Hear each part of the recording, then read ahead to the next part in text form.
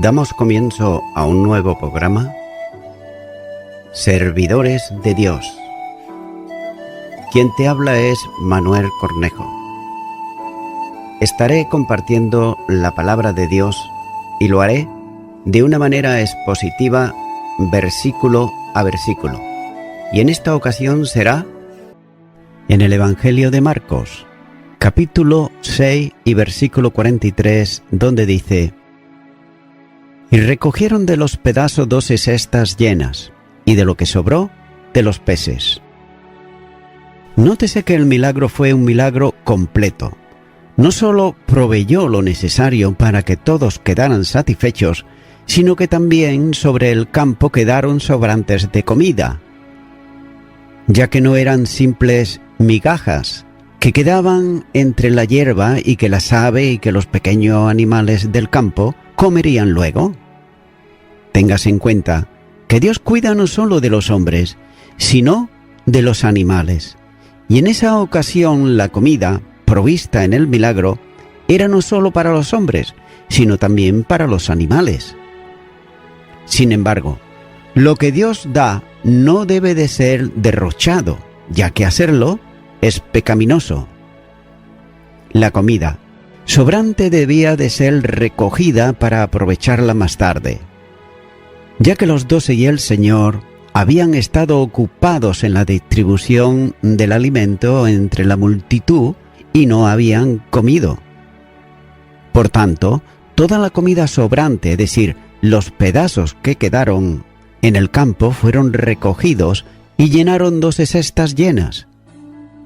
Las sobras, y note esto, fueron mucho más que la comida que tenían al principio, ya que aquellos 5 panes y 2 peces se convirtieron en alimento para todos y sus restos llenaban 12 cestas.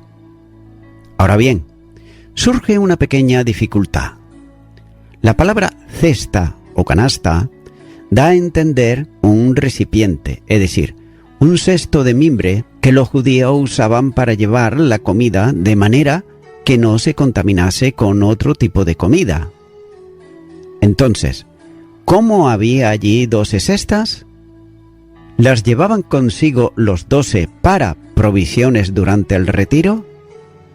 Pudiera ser, aunque a la luz del texto bíblico no puede determinarse así.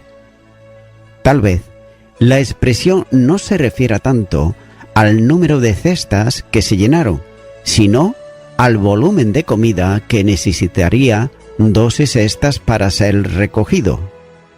Pero por otro lado, no tiene importancia alguno. Lo que Marcos hace aquí notar es que la abundancia de comida permitió que sobrasen 12 cestas llenas. Y también Juan fue al Señor el que dijo a sus discípulos que recogieran lo que sobró para que no se perdiese nada. Juan capítulo 6 versículo 12. La provisión sobrante llegaba para cada uno de los apóstoles, porque fueron también 12 los cestos llenos. Así pues, tenían alimentos para el día venidero o incluso para varios días. También es necesario recordar que en alguna ocasión debió haberles faltado lo necesario por cuanto cogían espigas con las manos en los sembrados para comer. Marcos capítulo 2 y versículo 23. Pero note que nada se dice de la provisión para Jesús, porque las sobras llenaban 12 cestas. El Señor también necesitaba de comer. Sin duda que los discípulos estarían ellos más que dispuestos a compartir con Él la comida que Él mismo había provisto. Y con ello se irían conformando a lo que el Maestro le enseñaba. En Hechos de los Apóstoles capítulo 20 versículo 35 dice: Más bienaventurada cosa es dar que recibir. Continuará con el versículo 44, donde dice: Y los que comieron eran 5,000 hombres. Los 4 relatos sobre el milagro de la multiplicación de los panes y los peces coinciden con el número de comensales. Todos ellos hablan de 5,000. Pero por otro lado, Mateo dice que ese número era sin contar las mujeres y los niños. Mateo capítulo 14, versículo 21. Lo que supone un número mucho mayor, incluyendo a todos. Por otro lado, algunos liberales consideran que la cifra es exagerada. Sin embargo, sería muy difícil hacer circular como verdad un evangelio que contuviera errores de este tipo, en un tiempo en que la oposición que despertaba el cristianismo, y especialmente en el entorno judío, lo hubiera hecho notar.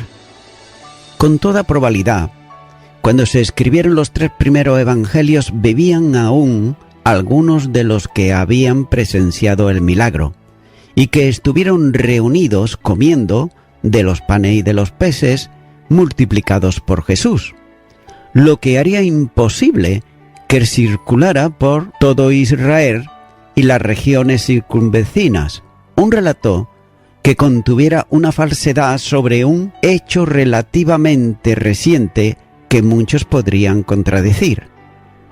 Y cabe hacerse una pregunta, y es la siguiente: ¿por qué en el recuento se tuvieron en cuenta solo los varones? Tal vez porque debieron de haber sido una gran mayoría. Posiblemente las mujeres se habían quedado en sus casas con los quehaceres cotidianos propios de ellas en aquel tiempo. Y contar las personas no debió de haber resultado difícil, porque estaban acomodadas en grupos de 50 y de 100. Al mencionar el número de los que fueron alimentados, el milagro adquiere aquí la dimensión que realmente tiene, como una acción sobrenatural y sobrehumana. Y esto sirve a Marcos como una de las muchas pruebas que presenta para enseñar quién era Jesús y dar la dimensión real de su obra. Continúa ahora con el versículo 45, donde dice: enseguida hizo a sus discípulos entrar en la barca e ir delante de él a Besaida, en la otra ribera, entre tanto que él despedía a la multitud. El acontecimiento de este párrafo es parte del conjunto de lo que podríamos llamar la misión por el mar de Galilea, que comenzó antes en el versículo 32. Este milagro está recogido por Mateo en cuanto a los sinópticos y en Juan, pero falta en Lucas. Note que después de la multiplicación de los panes y de los peces sigue la calma de la tempestad como continuación natural. Jesús ordena a los discípulos que suban a la barca y naveguen hacia otro lugar. La idea de urgencia en el relato aparece nuevamente con el uso del adverbio inmediatamente, es decir, enseguida, al momento, dando aquí a entender que la instrucción de Jesús se produjo inmediatamente a la alimentación de la multitud, teniendo en cuenta también el tiempo de recoger lo sobrante de la comida en cestas. Marcos utiliza también la forma verbal obligó, impulso, traducido en la Reina Valera como hizo, para dar un carácter más suave al mandato de Jesús, que en realidad es como si dijese forzó, constriñó, obligó a los discípulos para que hiciesen lo que deseaba. Quiere decir que fue algo dicho con plena autoridad, que no podía ser cuestionado. Y hasta es muy probable que a los discípulos le hubiera gustado quedarse con el Señor mientras la multitud se iba yendo, pero él no lo consintió, ya que los dos tenían que subir inmediatamente a la barca e iniciar la navegación hacia la orilla opuesta, concretamente, navegar hasta Besaida. Entonces, ¿sería el lugar de donde habían salido el día anterior? El Señor quedaba en el lugar del milagro para despedir a la multitud. Además de considerar que la urgencia se debía al temor de que las gentes le quisieran hacer rey, está también el hecho de que el descanso que se había planeado ya había terminado y debía seguirse con el ministerio. También otra buena razón es que el lugar despoblado donde estaba no era un buen lugar para retener por más tiempo a la multitud, donde no podían conseguir lo necesario para cada día. Entonces, probablemente sea Juan el que da la razón más evidente para despedir a la multitud, ya que todas estas personas mezcladas con los peregrinos que por aquella ruta iban a Jerusalén para la celebración de la Pascua habían presenciado una manifestación del poder de tal dimensión que Jesús se presentaba ante ellos como el Mesías esperado tanto tiempo. La multitud había llegado a la conclusión de que Él era el profeta que había de venir al mundo. Juan, capítulo 6 y versículo 14. Lo que convenía, pues, era tomarlo, fuese como fuese, llevarlo con ellos a Jerusalén y hacerle rey, como dice Juan, capítulo 6 y versículo 15. Pero el reino de los cielos no es de este mundo, de manera que el Señor no estaba dispuesto a participar en un proyecto que era esencialmente nacionalista, conforme al pensamiento judío. Y los mismos discípulos albergaban en sus pensamientos planes para ver cuál sería el puesto que le correspondía en él, para ellos, inminente reino de los cielos que sería instaurado por el Maestro, como así dice Mateo capítulo 20, a partir del versículo 20 en adelante. Posiblemente fue por esta causa que tomó la determinación de despedir las gentes y hacer partir a los 12 hacia la otra orilla. La dirección que debían de seguir en su navegación los llevaría a otro lugar con nombre Besaida, situado en el otro lado del mar de Galilea, en las proximidades de Capernaum, como así señala Marcos capítulo 6, versículos 16 y 17, es decir, en los límites de la llanura de Genesaret, versículo 53. También es muy probable que la partida de los discípulos tuviera lugar alrededor de las 9 de la noche, cuando ya había anochecido en aquel tiempo del año. Mientras que los discípulos navegaban atravesando el lago de Tiberíades, el Señor se quedó con su querida multitud hasta que despidió a toda la gente. No fue una salida precipitada como un rápido abandono del lugar desierto, ya que simplemente el ministerio de Jesús había terminado en aquel lugar y en aquella ocasión. Él, Jesús, como el admirable maestro, despedía a su alumno, a quienes había estado enseñando al terminar la sesión de enseñanza. Continúa ahora con el versículo 46, donde dice: y después que lo hubo despedido, se fue al monte a orar. El ministerio con la multitud había concluido, y también el día fue intenso y la noche había llegado. Note que el Señor estaba ahora solo. La multitud se había alejado, y en ese momento se retira al monte para dedicarse a la oración. En la tranquilidad del lugar y en el silencio de la noche, había encontrado la mejor ocasión para dialogar con su Padre. La dimensión humana de Jesús se aprecia continuamente en el relato, ya que aquí aparece en una de las prácticas habituales en él, que era la oración. Al principio de la predicación del Evangelio, ya Marcos destacó que se levantaba temprano, muy de mañana, buscaba un lugar tranquilo y oraba. Marcos capítulo 1 y versículo 35. Y en los momentos más relevantes de su ministerio aparece también la oración.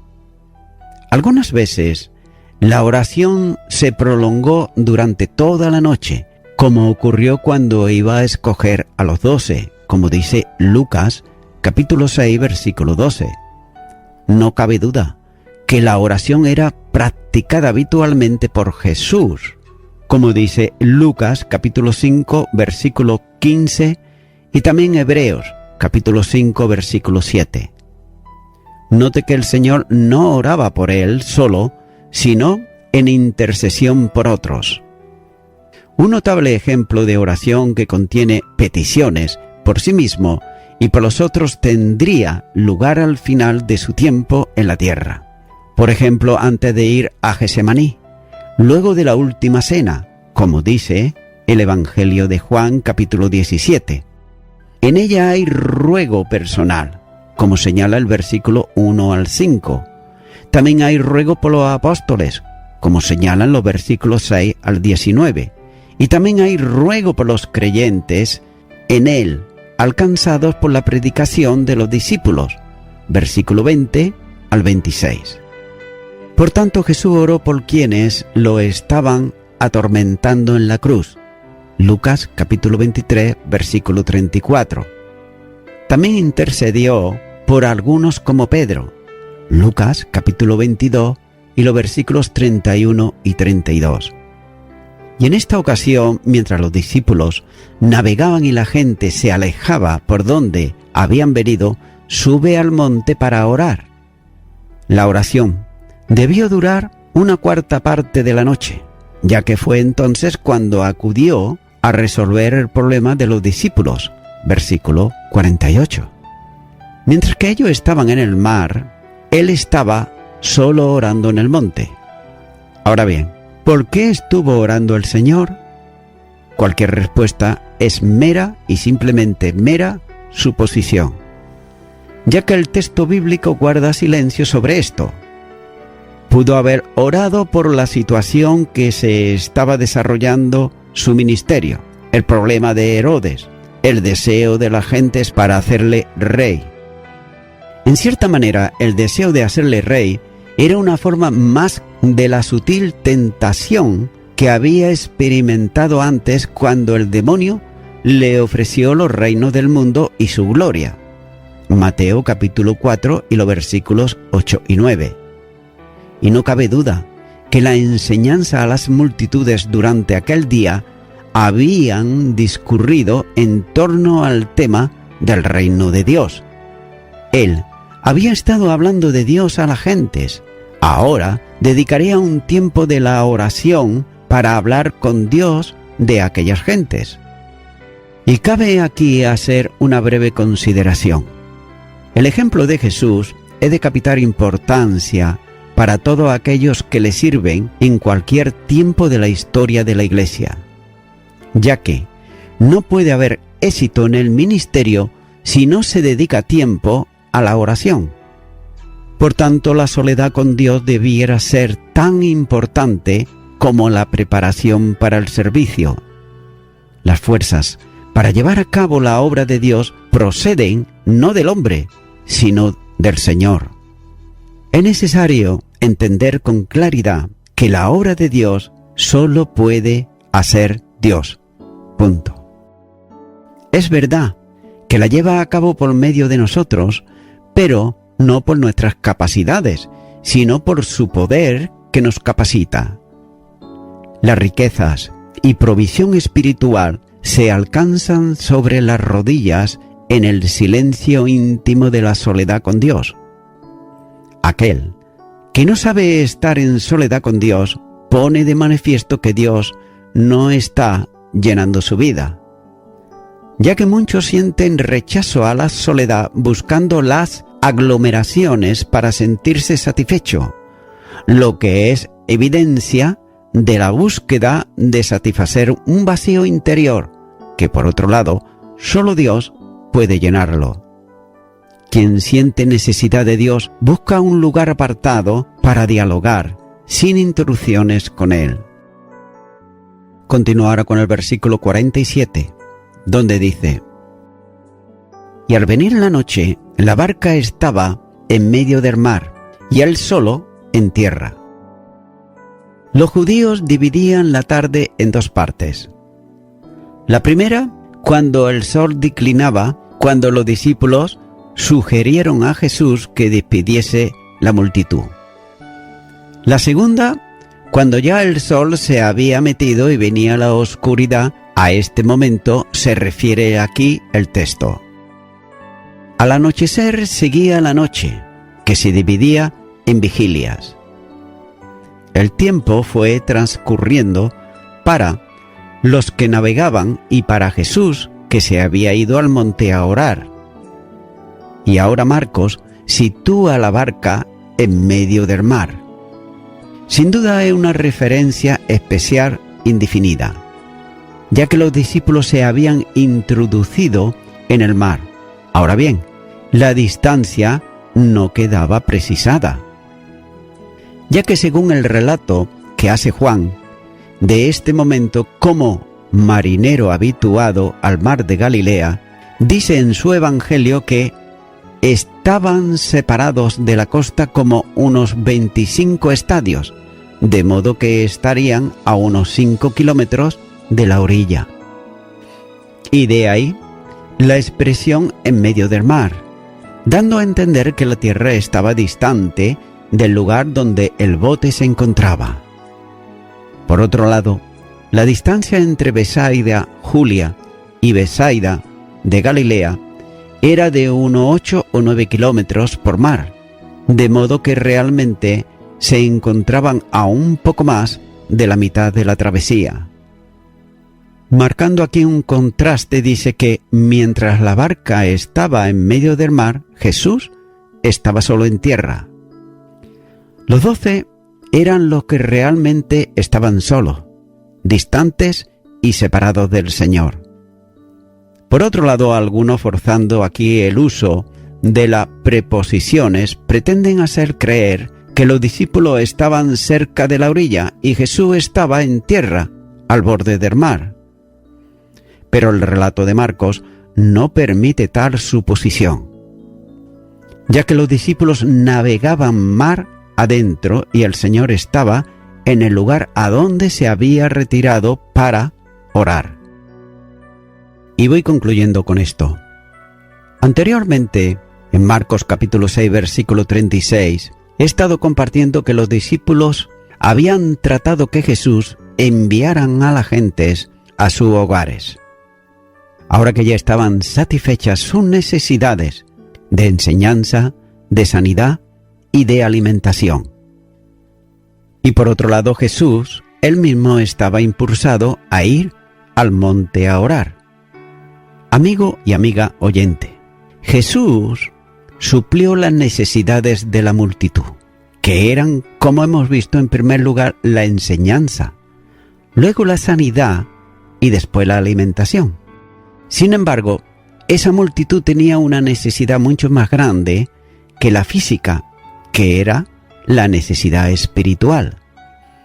Y esa necesidad fue satisfecha por medio de la enseñanza de la palabra de Dios. Romanos capítulo 10 y versículo 9 dice que si confesares con tu boca que Jesús es el Señor y creyere en tu corazón que Dios le levantó de los muertos, serás salvo. Amigo y amiga oyente, si tú crees que Jesús es el Señor, si lo crees en tu corazón, si crees que Dios lo levantó de los muertos, tan solo me queda invitarte a que acepte en tu corazón a Jesucristo como tu Salvador. De manera que te animo a que ores y repitas conmigo esta oración de fe ahí a donde te encuentres. Repite y di: Señor Jesús, entiendo que al que a ti viene, tú no le echas fuera, sino todo lo contrario. Tú le enseñas, tú le sanas y tú le provees. Necesito en esta hora la salvación de mi alma, que es lo más importante. Para ello, te pido perdón por todos mis pecados y me arrepiento de ello. Y te acepto en mi corazón, Señor Jesucristo, como mi único y suficiente Salvador. Y te doy gracias. En tu nombre. Amén. Amigo y amiga oyente, si tú has hecho esta oración de corazón, te recomiendo que comiences a orar a Dios, en primer lugar, en el nombre del Señor Jesucristo. Orar a Dios no es rezar, sino que es hablar con una persona. También te recomiendo que leas la palabra de Dios y lo hagas a diario. Comienza, por ejemplo, con el Nuevo Testamento. Y también, por último, te recomiendo que para que puedas crecer espiritualmente, te congregues en una iglesia cristiano-evangélica, donde se predique, se enseñe y se practique la sana doctrina y la palabra de Dios. Congrégate ahí y con el tiempo podrás crecer espiritualmente y también servir al Señor Jesucristo. Que Dios te bendiga. Y a toda la audiencia, nuevamente ya me estoy despidiendo de todos ustedes y será hasta el próximo programa. Que Dios os bendiga a todos.